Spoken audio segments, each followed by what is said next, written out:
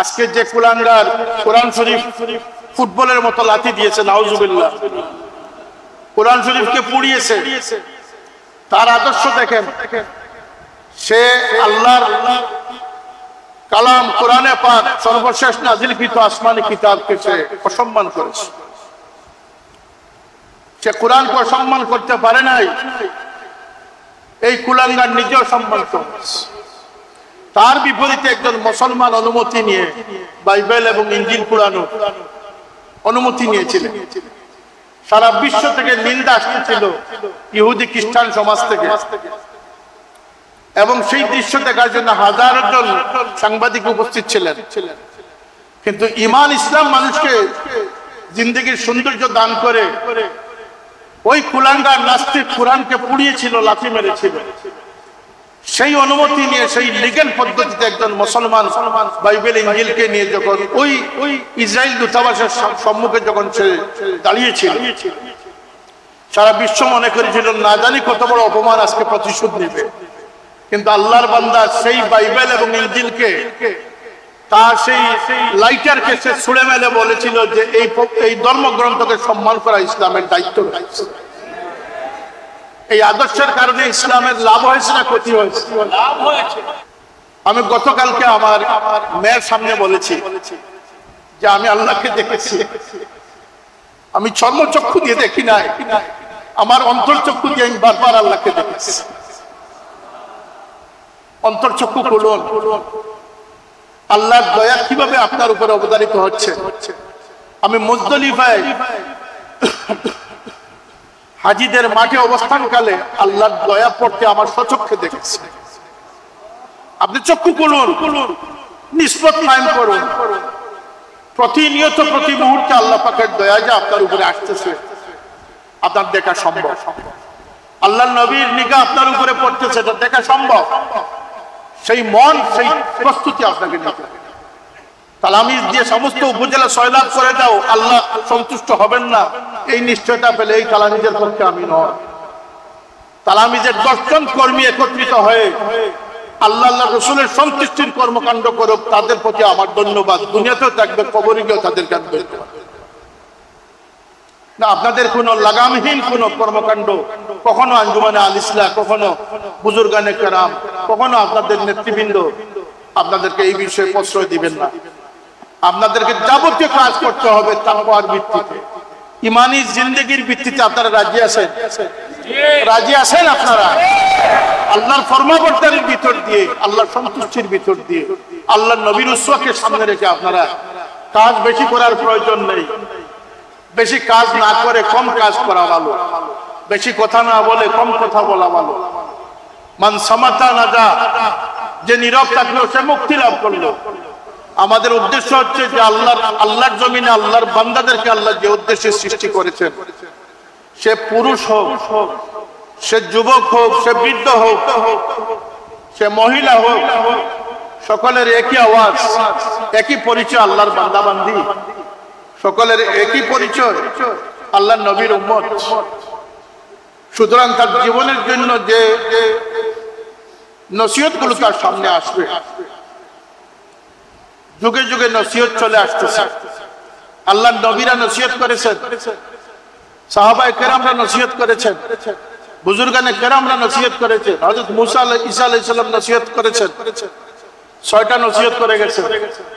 একটি হচ্ছে ইত্তাকিল্লাহ হাইসুমা কুনতু, হে আল্লাহর বান্দারা তোমরা আল্লাহকে ভয় করো, তুমি যেখানেই থাকো না, যেখানে যে অবস্থায় তুমি থাকো, তুমি আল্লাহকে ভয় করো।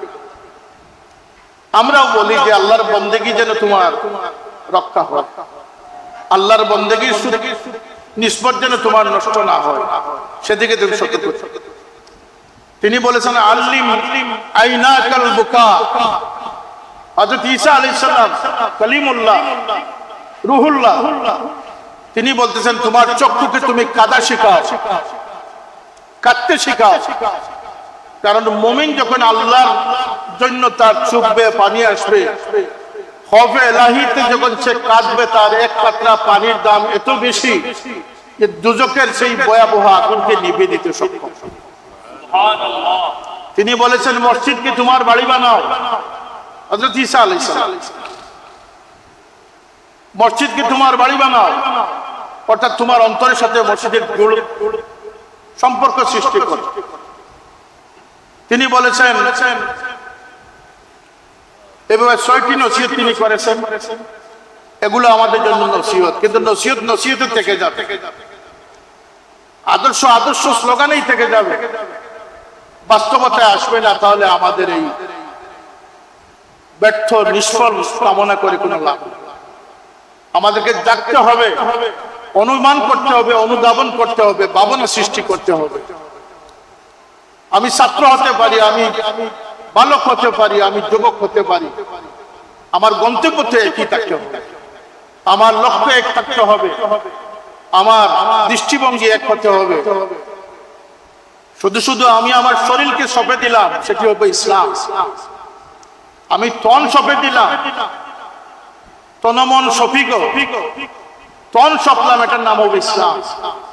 যখন আমি আমার মন সঁপে দিতে পারবো, তখন আমি মর্দে মুমিন হতে পারবো। তন সপার নাম হচ্ছে ইসলাম, মন সপার নাম হচ্ছে ঈমান। কথা বলেন, মন সপার নাম, পরীক্ষাটা মনেরই হবে। সুতরাং একটি আদর্শ মন তৈরি করা হচ্ছে, মন তৈরি করার সবক দেওয়া হচ্ছে তালামুল ইসলামিয়ার বৃহৎ কর্মসূচি। এই মন মানসিকতা যার সঠিক হয়ে যাবে, যার মনের উপরে, মনের মধ্যে তার মন তার উল্টা। আপনার মন চাইলো যে একটু ফেসবুক আমি দেখি, আপনি পরীক্ষা করবেন, তাৎক্ষণিকভাবে এটা বন্ধ রাখবেন যে আমি আর মনের সন্তুষ্টি চাই না, আমি আমার রবের সন্তুষ্টি চাই। এটা হচ্ছে জিহাদ। আপনার মন চাইতেছে একটু বিশ্রাম করি, আযান হয়েছে, নামাজে যেতে হবে, আপনার মন জয়ী হবে না আল্লাহ জয়ী হবেন, এটা হচ্ছে আমাদের পরীক্ষা। তাই সর্বক্ষেত্রে মনকে যদি এভাবে বাধাগ্রস্ত করতে পারেন, এক সময় আসবে যখন মন এমন হয়ে যাবে, আপনার মন যা চাইবে আপনার রবের সন্তুষ্টি তাই। এটার নাম হচ্ছে দরজায়ে ওয়ালায়াত, এটা হচ্ছে কামালতি। যদি আপনি বাধা দিয়ে আপনার মনকে আপনি দুর্বল করতে পারেন, নফসে আম্মারাকে আপনি কাবু করতে পারেন, তাহলে একদিন আপনি গিয়ে হয়ে যাবেন, আপনার মনের সাথে আল্লাহর তাআল্লুক সৃষ্টি হবে। আপনার মন যা বলবে তা আপনার রবের সন্তুষ্টি, আপনার জবান যা বলবে আপনার রবের সন্তুষ্টি হয়ে যাবে। হুজুর পাক সাল্লাল্লাহু আলাইহি ওয়াসাল্লামের নিকট সাহাবীরা আরজ করলেন, ইয়া রাসূলুল্লাহ, আমাদের পাড়ায় একজন মহিলা আছে,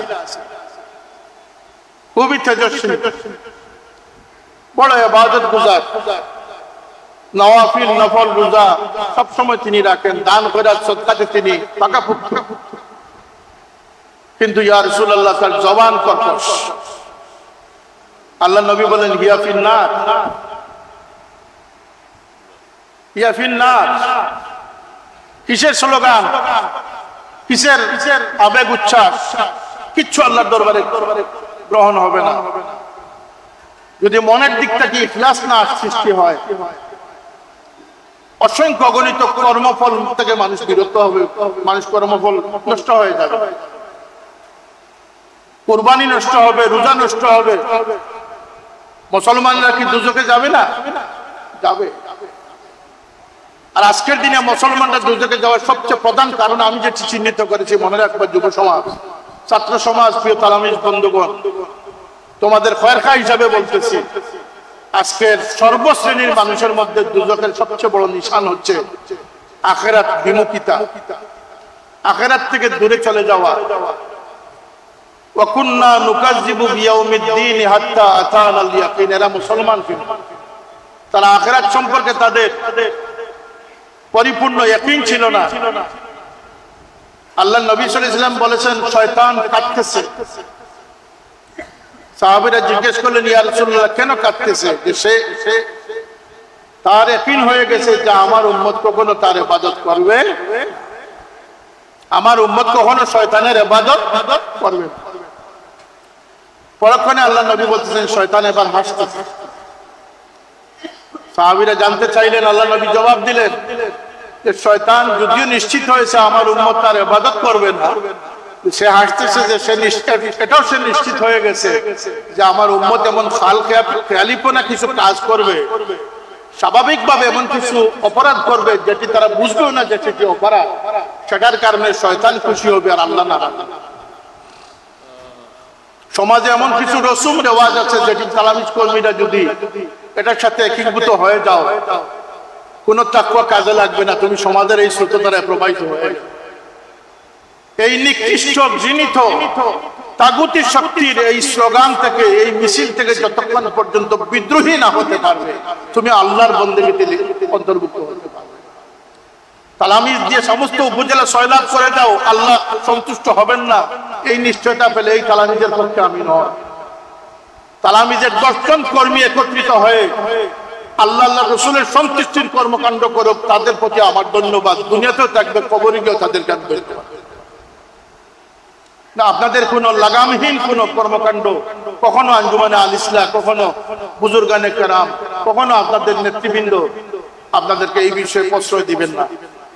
আপনাদেরকে যাবতীয় কাজ করতে হবে তাকওয়ার ভিত্তিতে, ইমানি জিন্দেগির ভিত্তিতে। আপনারা রাজি আছেন?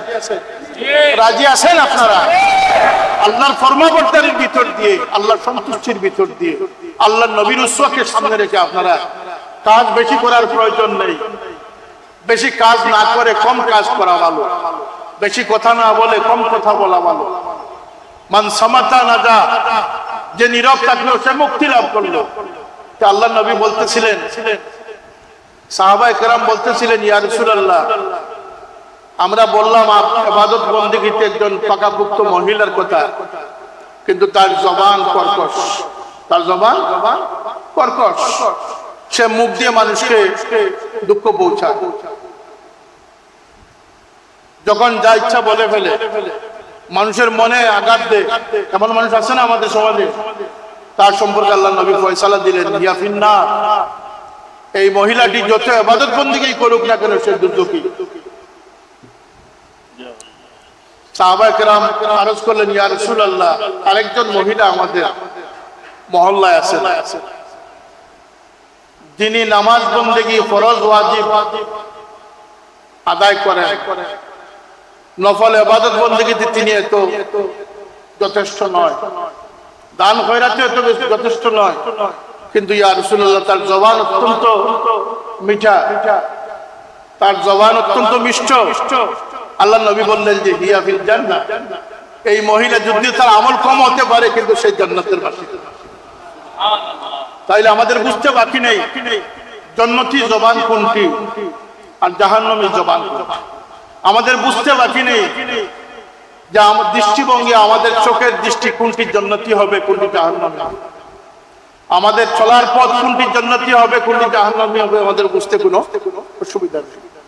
অসুবিধাটা এক জায়গায়, সেটা হচ্ছে যে আমরা আমাদেরকে পরাজিত করতে পারি, আমরা নফসের গোলামি করতেছি, এবং আমরা সমাজ বা সোসাইটি,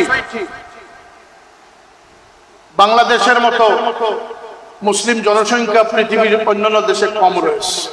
পৃথিবীর দ্বিতীয় বৃহত্তম মুসলিম জনগোষ্ঠী হচ্ছে বাংলাদেশ, কিন্তু সবচেয়ে বেওকুফি এবং অপরিণামদর্শী কার্যক্রম বাংলাদেশে সবচেয়ে বেশি। অহেতুক সমর্থনের ক্ষেত্রে, নির্লজ্জ পক্ষপাতের ক্ষেত্রে বাংলাদেশ বোধহয় শীর্ষস্থান, আবার জজবাতের ক্ষেত্রেও শীর্ষস্থানীয়। আজকে যে কুলাঙ্গার কোরআন শরীফ ফুটবলের মতো লাথি দিয়েছে, নাউজুবিল্লাহ, কোরআন শরীফকে পুড়িয়েছে, তার আদর্শ দেখেন, সে আল্লাহর কালাম কোরআনে পাক সর্বশেষ নাজিলকৃত আসমানি কিতাবকে সে অসম্মান করেছে। সে কোরআনকে অসম্মান করতে পারে নাই, এই কুলাঙ্গার নিজেও সম্মান করেছে। তার বিপরীতে একজন মুসলমান অনুমতি নিয়ে বাইবেল এবং ইনজিল পুরানো অনুমতি নিয়েছিলেন। সারা বিশ্ব থেকে নিন্দা আসতেছিল, ইহুদি খ্রিস্টান সমাজ থেকে, এবং সেই দৃশ্য দেখার জন্য হাজার জন সাংবাদিক উপস্থিত ছিলেন। কিন্তু ঈমান ইসলাম মানুষকে জিন্দেগির সৌন্দর্য দান করে ওই কুলাঙ্গার নাস্তিক কোরআনকে পুড়িয়েছিল, লাথি মেরেছিল। সেই অনুমতি নিয়ে সেই লিগ্যাল পদ্ধতিতে একজন মুসলমান বাইবেল ইঞ্জিলকে নিয়ে যখন ওই ইসরায়েল দূতাবাসের সম্মুখে যখন সে দাঁড়িয়েছিল, সারা বিশ্ব মনে করেছিল না জানি কত বড় অপমান আজকে প্রতিশোধ নেবে। কিন্তু আল্লাহর বান্দা সেই বাইবেল এবং ইঞ্জিলকে তার সেই লাইটারকে সে ছুঁড়ে মেলে বলেছিল যে এই ধর্মগ্রন্থকে সম্মান করা ইসলামের দায়িত্ব রয়েছে। এই আদর্শের কারণে ইসলামের লাভ হয়েছে না ক্ষতি হয়েছে? লাভ হয়েছে। হে যুব সমাজ, হে তালামিজ কর্মী বন্ধুগণ, 3 হাত অগ্রসর হয়ে 7 হাত পিছনে যাওয়ার মতো কাজ থেকে আমাদের বিরত থাকতে হবে। ইসলামের সৌন্দর্য যতটুকু সম্ভব রক্ষা করে চলা আমাদের দায়িত্ব আছে না? এজন্য বলি যে তালামি ইসলামের কর্মীরা সচেতন, সজাগ, দৃষ্টি সম্পন্ন হবে।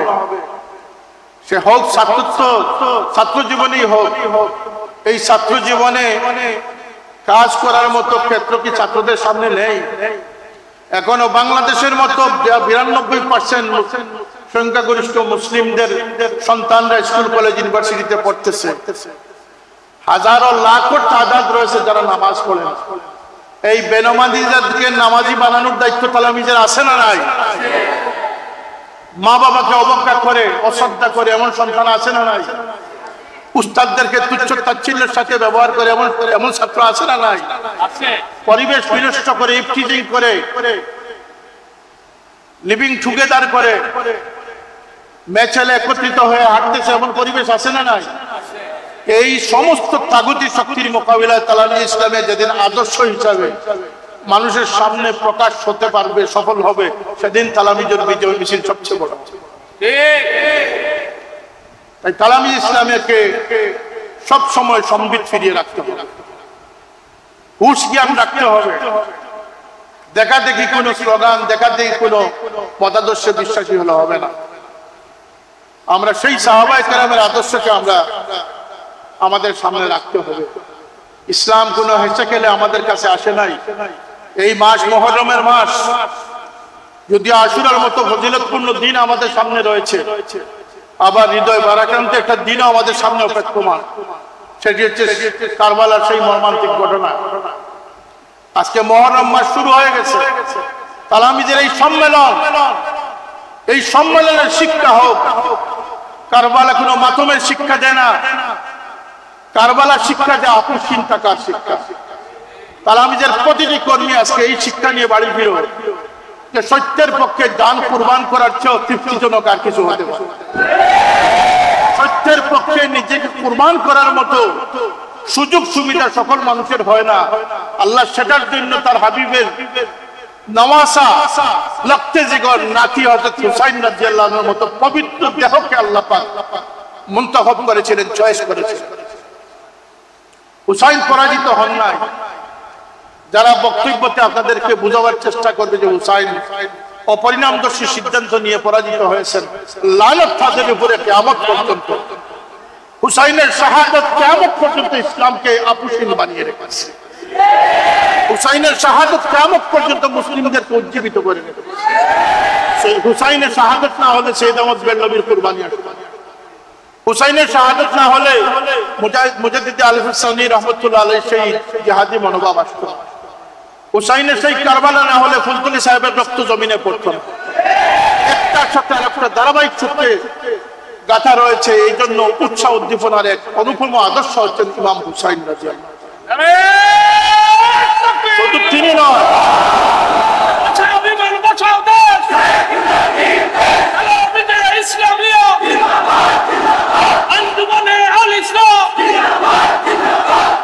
শুধু তিনি নয়, তিনি অত্যন্ত বিজ্ঞ, প্রাজ্ঞ,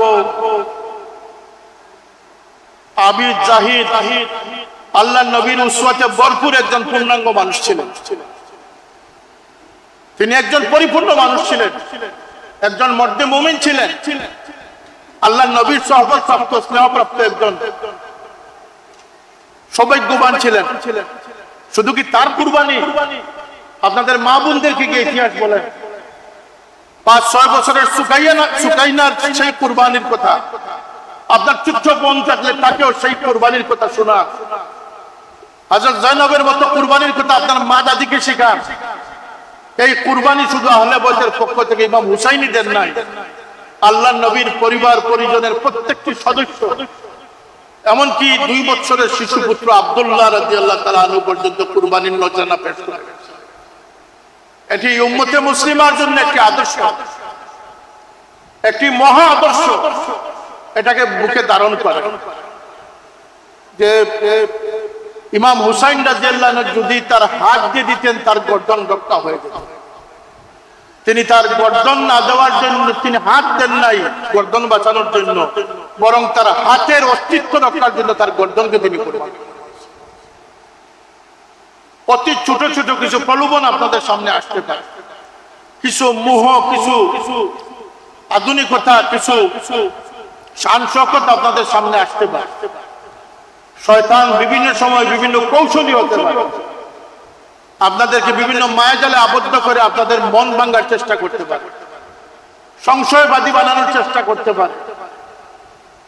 আপনারা সমস্ত কিছুর ঊর্ধ্বে উঠে, আমি গতকালকে আমার মেয়ের সামনে বলেছি যে আমি আল্লাহকে দেখেছি, আমি চর্মচক্ষু দিয়ে দেখি নাই, আমার অন্তর্চক্ষু দিয়ে আমি বারবার আল্লাহকে দেখেছি।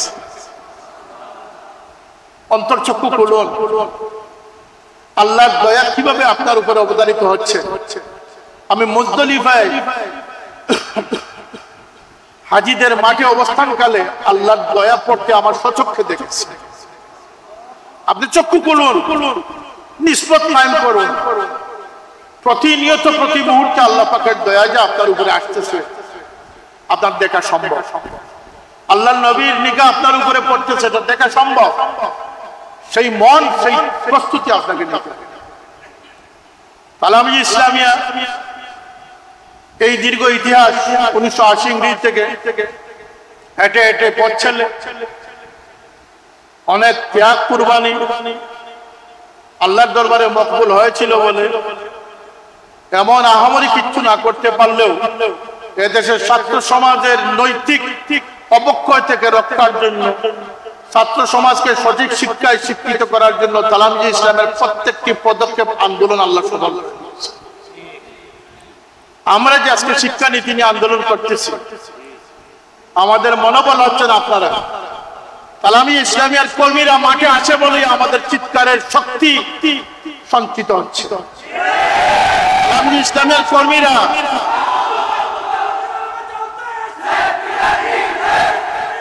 তালামি ইসলামিয়ার একজাক আদর্শ নির্ভরযোগ্য বিশ্বস্ত কর্মীরা পিছনে আছে বলেই তাদের জান রক্ষার জন্য নিজের জান কুরবান করতে আমরা পিছপা হচ্ছি। এদেরকে রক্ষার জন্য আমরা মরলেও আমাদের সার্থক।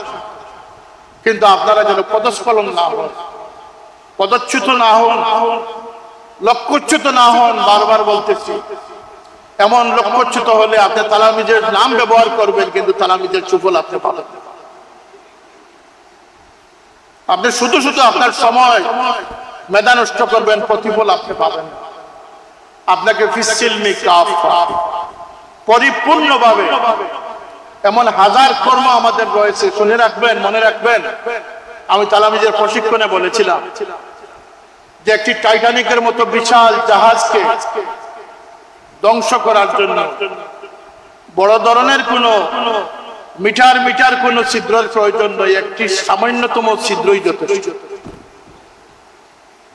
সেদিন এক মেরিন ইঞ্জিনিয়ারের সাথে আমি এক বিবাহে আমার সাথে দেখা হলো, বিবাহ অনুষ্ঠান। উনি রিটায়ারমেন্টে, অনেক বয়স্ক লোক। তো বললেন যে স্যার, আমি বললাম যে কেমন বিপর্যয়ের সম্মুখীন হয়েছিলেন। তিনি বললেন যে একবার 6 দিন আমরা সাগরের মধ্যখানে ছিলাম, একবার ছিলাম আমরা ঘূর্ণিঝড়ের কবলে, আরেকবার ছিলাম আমাদের ইঞ্জিন নষ্ট হয়ে গেছে। 6 দিন আমরা আমাদের পিঠ বিছানায় লাগাই না। যেহেতু তিনি মেরিন ইঞ্জিনিয়ার, মেরামতের দায়িত্বটা ছিল তাদের। কিন্তু আমরা 5 দিন পর্যন্ত আমরা চেষ্টা করলাম, আমরা কিছুই ধরতে পারি না। পরে দেখি আমরা চুলের মতো বারিক একটা ফাটল দিয়েছে, সেই ফাটলই হচ্ছে আমাদের নষ্ট হওয়ার মূল কারণ। এটা থেকে আমাদের শিক্ষণীয় রয়েছে। আমাদের এত কুরবানি, এত তিলাওয়াত, এত তাসবিহ, এত খানেকা, আমাদের মুরাকাবা, মুশাহাদা, এত সব থাকার পরেও আমার জন্য খতরা কি? খতরা হচ্ছে আমার জীবনের কিছু ভুল ভ্রান্তির অভ্যাসে পরিণত হয়ে গেছে। আমি বারবার হজে যাচ্ছি, কিন্তু মানুষের সাথে মুআমিলাত আমার সংশোধন হচ্ছে না, সেটা আমার অভ্যাসে পরিণত হয়ে গেছে। মিথ্যা বলার অভ্যাস ছিল ছোটবেলায়, বড় হয়ে বড় সাহেবের হাত থেকে তওবা বয়ত করেছি, তসবিহ বাতানো তসবিহ তাহলিলে পড়তেছি, দুরূদ শরীফও পড়তেছি, কিন্তু আমার সেই মিথ্যার অভ্যাসটা ছাড়তে পারি না। এটা হচ্ছে আমার জীবনের ব্যর্থতা। একটি জাহাজ যেভাবে ধ্বংসের জন্য একটা ফুটাই যথেষ্ট, একটি লিক, একটি ছিদ্রই যথেষ্ট, আপনার জীবনের 6টি বিষয়ের উপরে বিশ্বাস যদি আপনি একটাতে কমিয়ে ফেলেন, তাহলে আপনি যতই ইবাদত করেন আপনি ঈমানদার হতে পারবেন। আমানতু বিল্লাহি ওয়া মালাইকাতিহি ওয়া কুতুবিহি ওয়া রুসুলিহি ওয়াল ইয়াউমিল আখিরি ওয়াল কদর। এই 6টা বিষয় যদি কোনোটায় আপনার দৃঢ়তা, আপনার যদি বিশ্বাসের মধ্যে কোনো ফাটল সৃষ্টি হয়ে যায়, আপনি ঈমানদার হতে পারবেন। প্রত্যেকটি আপনার জন্য জরুরি। আপনার নামাজ, রোজা, হজ, যাকাত, 5টা স্তম্ভের একটি যদি আপনি অস্বীকার করেন, আপনি কি মুসলমান থাকতে পারবেন? মুসলমান এমনি ভাবে বিশ্বাসের ক্ষেত্রে 6টি বিষয়ের উপরে যদি আপনার বিশ্বাস না হয়, আপনি মুমিন হতে পারবেন। যদি আপনার জীবনের কোন লিকেজ আপনাকে এমন কোন কর্মকাণ্ডে ফেলে, তাহলে মনে রাখবেন যে আপনার জীবনের সঞ্চিত আমলগুলো প্রতিনিয়ত হাইজ্যাক হচ্ছে, চুরি হচ্ছে। তাই আজকের পরামর্শ হচ্ছে এমন একটা নিশ্চিত নিরাপত্তা বলয় দিয়ে আপনার জীবনকে আপনি সাজাবেন, যেখানে সঞ্চিত সমস্ত আমল নিরাপদ। কথা বুঝে এসেছে আপনাদের? কথা বুঝে এসেছে? আমল কম করবেন, কিন্তু সতর্কতা বেশি রাখবেন, যাতে করে এই অল্প আমলটা আপনার কাজে লাগে। এ বিষয়ে সতর্কতা সকল মানুষের হওয়া উচিত, বিশেষ করে উদীয়মান তরুণ। আপনাদের জীবনের অনেক মঞ্জিল সামনে বাকি রয়ে গেছে। আপনাদের জীবনকে ইউটার্ন করানো, ঘুরিয়ে দেওয়া এখনই সময়। আমার বাবা বলতেন যে তেঁতুল ফুলের মধ্যে বাঁকা হয়ে যায়। মানুষের জীবন মুসল্লি হয়ে, দাড়ি লম্বা করে, সুপারিনটেন্ডেন্ট হওয়ার পরে, কারি সার্টিফিকেট পাওয়ার পরে, টাইটেল সার্টিফিকেট পাওয়ার পরে শালীন হওয়ার কোনো সুযোগ। ছাত্র সময়ে তাদেরকে পথ ধরতে হবে। এজন্য প্রিন্সিপাল সাহেব জানেন, বৃহত্তর কর্মসূচি নিয়ে, ইসলামী পুনর্জাগরণ নিয়ে মাঠে কাজ করার আমরা প্রত্যয় ব্যক্ত করেছি। শুধু সরকারকে দোষারোপ করে আমরা ক্লান্ত হব না। সরকার থেকে যেভাবে ন্যায্য অধিকার আদায় করবো, এমনি ভাবে সমাজের প্রত্যেকটা দুর্নীতিগ্রস্ত মানুষকে আমরা হেদায়েত করতে চাই। শিক্ষা ব্যবস্থার যদি উন্নয়ন না হয়, যদি আজকে স্কুল মাদ্রাসাগুলো ছাত্র সমাজকে জাগৃত করা না যায়, সমাজকে জাগরণ করা সম্ভব না। আমি একটা ডিপার্টমেন্টের সামনে বলেছিলাম যে বাংলাদেশের সবচেয়ে বড় ব্যর্থতা হচ্ছে 1 লক্ষ 1.5 লক্ষ প্রাইমারি শিক্ষকদেরকে নির্বাচনের ক্ষেত্রে, সঠিক নির্বাচনের ক্ষেত্রে ব্যর্থ হওয়াটা বাংলাদেশের সবচেয়ে বড় ব্যর্থতা।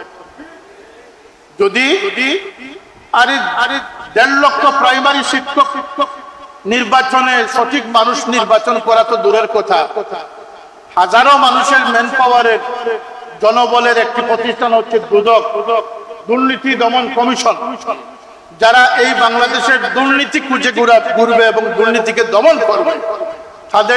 তাদের দুর্নীতি দূর করবে কে? তারা তো দুর্নীতিগ্রস্ত হয়ে গেছে। 1000 জন দুর্নীতি মুক্ত মানুষ যেখানে সিলেক্ট করা আমাদের সমাজে সম্ভব হচ্ছে, এত বিশাল পুলিশ বাহিনী দুর্নীতি মুক্ত আমাদের সিলেক্ট করা সম্ভব হবে কিভাবে? কথা বুঝে এসেছে? এটার মূল কারণ হচ্ছে আমাদের শিক্ষা ব্যবস্থা উন্নত না হলে মানুষ খুঁজে পাওয়া যাবে। আর বিশেষ করে প্রাইমারি শিক্ষা ব্যবস্থার মূল ফাউন্ডেশন যদি শক্তিশালী না হয়, তাহলে বিল্ডিং দোষে পড়া সম্ভব। কথা বলেন ঠিক না? এই লক্ষ্যে আমরা কাজ করতেছি। আমি ঢাকায় দেখে আসলাম, সেদিন স্বতন্ত্র ইবতেদায়ী মাদ্রাসার দাবি দাওয়া সম্বলিত সেমিনার ছিল। বাহিরে বড় দুঃখজনক ভাবে হাই স্কুলের শিক্ষক জাতীয়করণের দাবিতে বসে আছে। যদিও সরকার থেকে আহ্বান করা হয়েছে আপনারা ক্লাসে চলে যান, কিন্তু বাংলাদেশের যেখানে লক্ষ কোটি টাকার বাজেট বরাদ্দ রয়েছে এবং মেগা প্রজেক্ট গুলো বাস্তবায়ন হচ্ছে এই সরকারের আমলে, অত্যন্ত বড় বড় প্রজেক্ট যেখানে বাস্তবায়ন হচ্ছে, ছাত্রদের ক্লাস ফাঁকি বন্ধ রেখে এই গরিব শিক্ষার্থীদের আবদার শোনা কি সরকারের পক্ষে কোনো কঠিন বিষয় হবে? তাদের ন্যায্য দাবি পূরণ করে তাদেরকে প্রতিষ্ঠানে ফিরিয়ে দিলে যত তাড়াতাড়ি আসবে তারা ছাত্রদের তত বেশি মঙ্গল। এই বিষয়গুলো শিক্ষা ক্ষেত্রে আমাদের যে গাফলতি সেটা দূর হয়ে গেলে বাংলাদেশ একটি সোনার বাংলাদেশ হবে। আজকে শিক্ষানীতি নিয়ে আমরা আন্দোলন করেছি, যথেষ্ট মূল্যায়ন বা যথেষ্টভাবে আমরা রেসপন্স পেয়েছি। আল্লাহ মাননীয় প্রধানমন্ত্রীকে এর জেদা দান করুন, তিনি আমাদের এই দুঃখ পরাকান্তরীদের ফরিয়াদ তিনি শুনেছেন, দুটি বই স্থগিত করেছেন, কিন্তু আমাদের কাঙ্ক্ষিত লক্ষ্যে আমরা এখনো পৌঁছাই নাই। এই দুইটা ছাড়াও এই শিক্ষা ব্যবস্থার পাঠ্যক্রমে এখনো নাস্তিকবাদী বই ভরপুর রয়েছে। যতক্ষণ দিনদার, পরেশগার এবং দেশবিরোধী মানুষের দ্বারা এই শিক্ষানীতি, এই শিক্ষা পাঠ্যক্রম প্রস্তুত না হবে, ততদিন এদেশের ছাত্ররা নিরাপদ হবে না। এটি এখনো করা হয় না। মাননীয় প্রধানমন্ত্রী বলেছিলেন 1000 মার্ক যদি সাধারণ শিক্ষার জন্য বরাদ্দ হয় তাহলে কোরআন সুন্নাহর শিক্ষা থাকবে কোথায়? তিনি নিজে বলেছেন আমাদের সাথে, কিন্তু তিনি বললেন কি করা? আমি বললাম 400 মার্ক মাদ্রাসার ক্ষেত্রে কমিয়ে দেন, এই 400তে ইসলামিয়া চলে আসুক, অন্তত মাদ্রাসার অস্তিত্বটা রক্ষা হোক। তিনি একমত হলেন, কিন্তু তার সেই সিদ্ধান্ত এখনো বাস্তবায়ন হয় না। বললাম যে শিক্ষা কারিকুলাম তৈরির জন্য পাঠ্যপুস্তক পাঠ্য তালিকা প্রণয়নের জন্য দেশপ্রেমিক আলিম ওলামাদের সমন্বয় কমিটি গঠিত হবে। বললেন 10 জন আলিমের নাম দেন, 10 জন আলিমের নামও দেওয়া হবে, কিন্তু সেই আলিমরা এখনো টেবিল পর্যন্ত গিয়ে পৌঁছতে পারে। এটি যদি বাউথাবাজি হয়ে থাকে, তা মনে রাখবেন শিক্ষার ক্ষেত্রে যদি দেশ অগ্রসর না হয়, শুধু জনগণ ভোট দিয়ে কোনো সরকারকে টিকে রাখতে পারবে না। শিক্ষিত মানুষরাই দেশ বিরোধী হতে পারে, শিক্ষার আলো দ্বারাই দেশের জনসম্পদ তৈরি করা সম্ভব হতে পারে। এই নাস্তিকবাদ এবং সেই ডারউইনের উচ্ছিষ্ট সেই মতবাদ দিয়ে মানুষকে সংশয়বাদী বানানো যাবে, মানুষকে হাউলদিলা বানানো যাবে, মানুষের অন্তরে স্থায়িত্ব বা মানুষের অন্তরে নির্ভরতা দেওয়া সম্ভব, নির্ভরযোগ্যতা দেওয়া সম্ভব। এই ক্ষেত্রে আমরা আপোষহীন ভাবে আন্দোলন করে যাচ্ছি। সেই আন্দোলন আপনাদের জন্য, ছাত্র সমাজের জন্য, এবং পাশাপাশি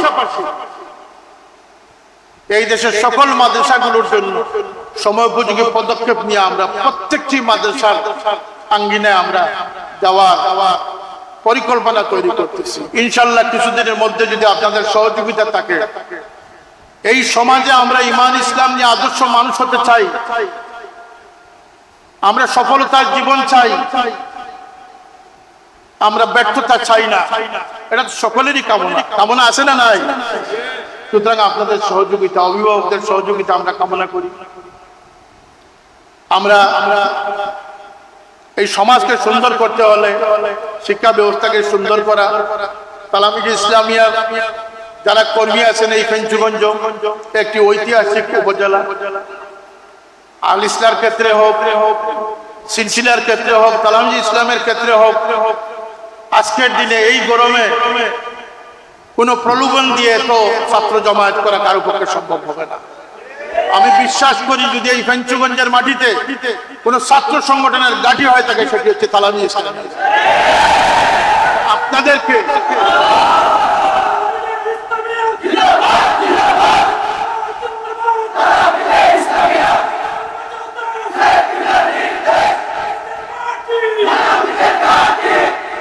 আপনাদের সেই আবেগ উদ্দীপনাকে কাজে লাগিয়ে প্রতিটি অঞ্চলে সহিহ আকীদার ভিত্তিতে এই সময়ের যে আগ্রাসন রয়েছে, শুধু কি বিদেশি আগ্রাসন, আমাদের শিক্ষা ব্যবস্থায় শুধু কি আগ্রাসন, আমাদের সমাজের রন্ধ্রে রন্ধ্রে, এমনকি আমাদের ধ্বংসের জন্য, আমাদের সন্তানদের ধ্বংসের জন্য একটি মোবাইল নেটওয়ার্কই যথেষ্ট।